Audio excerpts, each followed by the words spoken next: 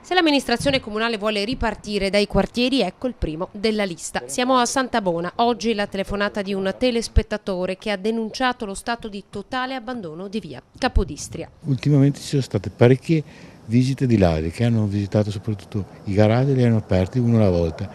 Sono stato anche stamattina, ho trovato delle chiavi e un cacciavite. L'ultima visita dei ladri risale a sabato. Al quinto piano abito una famiglia di albanesi che erano in ferie e c'era la figlia, è rimasta sola a casa, che è incinta del secondo figlio, ha sentito che trafficavano alla porta, ha chiamato su fratello che non c'è e sono scappati. Bastano le immagini a testimoniare i fatti. Qui, dietro alla fila di palazzoni tra via Fossagera e via Albona, decine di serrande abbassate, attività chiuse, poca illuminazione, giardini e campetto abbandonati. La zona è bellissima, però non c'è un passaggio, no?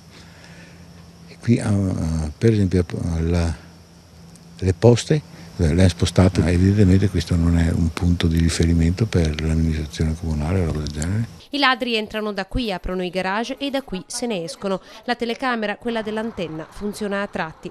Il comitato di quartiere aveva già scritto all'allora assessore alla sicurezza Andrea De Checchi denunciando la situazione.